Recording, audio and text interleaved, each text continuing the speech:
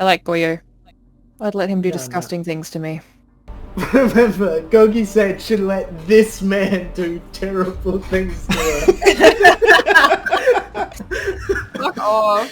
It's no secret that Ubisoft has made a lot of mistakes in their time, from the original Watch Dogs reveal trailer, the progression system in Rainbow Six Extraction, and making Assassin's Creed Origins in the first place, but sponsoring me for a Siege video might just be the worst decision they've ever made. These French clowns didn't have to pay a cent, because I subject myself to Siege on a regular basis. I've clocked over 1500 hours in this game, saved up over 500,000 renown, and have 300 alpha packs that are collecting dust. Even before they reached out for a sponsor, I already had 121 gigabytes of footage just lying around, and halfway edited, because this game enables my objectively stupid playstyles, in a way that's so hard to find anywhere else. Truth be told, after spending weeks on end, poring over depressing stories from Ukraine, to be blacklisted by YouTube for the 100th time, getting to make a video on one of my favorite games, is a very welcome project. Honestly, Gogi, I think you're the heart and soul of this team. and it's withered and dying. In terms of Siege updates, Demon Vale certainly ranks quite highly on my season tier list, up there with Wind Bastion, Operation Health, and Void Edge, even if many of the changes are more subtle than previous updates.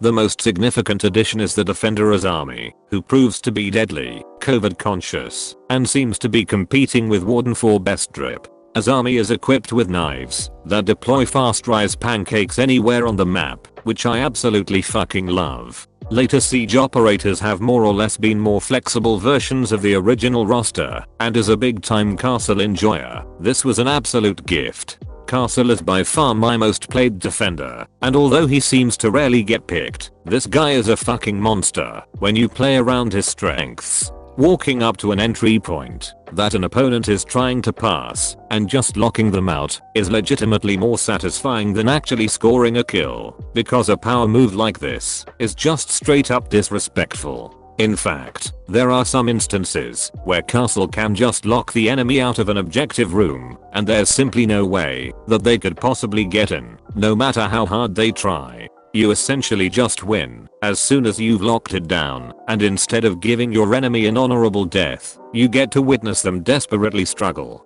to do anything with their last few seconds of the round. This isn't even mentioning that you can just shoot feet if they ever try to break your barricades, which will net you more free kills than you could ever know what to do with. With this in mind, I'm absolutely fucking astounded that Castle has now been in the game for over 6 fucking years, and he still hasn't been given an L8 skin. If you go by the logic of the operators getting them in order, Castle should have been one of the first in line, but for some fucking reason, Ash got to be Lara Croft, and Smoke got to be Pickle Rick, before my boy got his drip at all. But I fucking digress.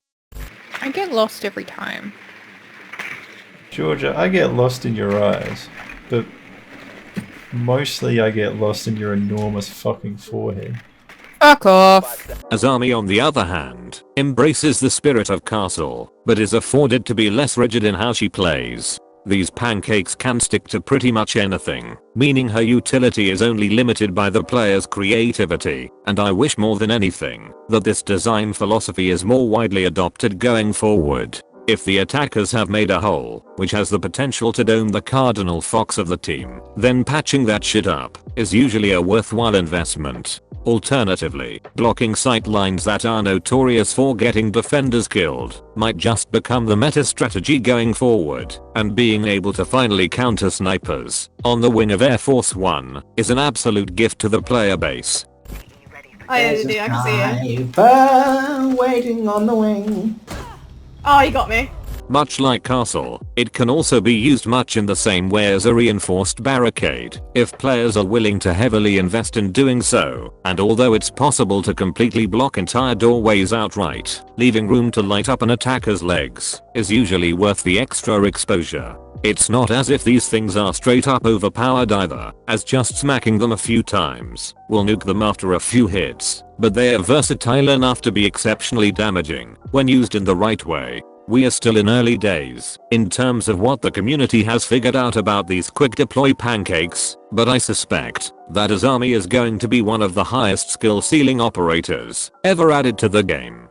Gogi, sometimes I feel I've got to Run away. Moving on, they say that change can be as good as a holiday, and Goyo is ready to take you to places you've never seen before. Gone are his big cumbersome shields, and instead replaced with much more compact bulletproof canisters, which much like the new philosophy of operator design, simply makes him a more flexible version of himself. These things can be hidden on walls, barricades, and on the ground, and they are even specifically designed to block drone holes, which is such an underrated and fucking excellent niche that he now gets to serve. Goyo is just so much fucking better with this change, and my new favorite strategy is to just place these things on barricades, because destroying them will deny that choke point for a whole 20 seconds. As you can imagine, with a whole 4 of these things at 20 seconds apiece, you can stall the attackers for nearly half the round just by yourself, and by adding smoke, castle, and trap operators in the mix, committing to a full stall composition is more viable than ever. Of course, this doesn't mean the attackers are left out in the cold, as after around a decade of development, players can now change their attacker operator in the drone phase. Words cannot quite describe how fucking much I love this change, as the usefulness of some operators can vary greatly, depending on where the defenders have placed themselves. Finally being truly rewarded for properly scouting and counterpicking really goes a long way to improve the attacking experience. In fact, a lot of this update consists of much smaller quality of life changes, but they all add up to be features which would now be impossible to live without. All operators having access to every 1x scope, more detailed loadout displays in the drone phase, and an indicator for the group leader, are all things that we never knew we needed. This isn't to say that I liked all the new additions, with the new deathmatch game mode falling into this category. It's essentially a mode for players to warm up and train their aim without the risk of getting knocked out of a round, which could previously only be done through the PvE mode. For me personally, when you strip out the gadgets and shields, it removes what I love about Siege, and I don't expect it'll be a mode I'll be playing all too often. This isn't exactly an easy thing to say, as literally the only thing Ubisoft told me to do for this video was to talk about the deathmatch mode, but long-time viewers will know that simply getting kills isn't why I play Siege. In all honesty, I can't see a deathmatch mode enticing any new players to join the Siege community, but for existing players who are looking to train their aim before a ranked match, I can certainly see the appeal. In my opinion, they should make this mode as something players can do while waiting for a regular match, as that really seems like where this type of mode could shine, and I'd imagine that being able to get into a quick free-for-all among just your own 5 stack could be just as fun as a full-length game. With this in mind, I usually really enjoy the limited time modes that come to Siege every few months, and on the off chance that the developers have tuned in for a laugh, I'd like to make a suggestion. My idea is really fucking simple, but I just want a mode where players can choose both attackers and defenders on both sides, and before anyone starts typing, I absolutely know that this would be broken as all hell, but that's pretty much the point. It's not a mode designed to be balanced, but ultimately the ability to pick literally anyone should form a kind of ever-evolving meta, at least in the short term. Limited time modes aren't something that should be taken seriously by the community, but as more of a fun spin on already familiar mechanics, and lifting those restrictions could potentially be an easy way to deliver a cool temporary distraction.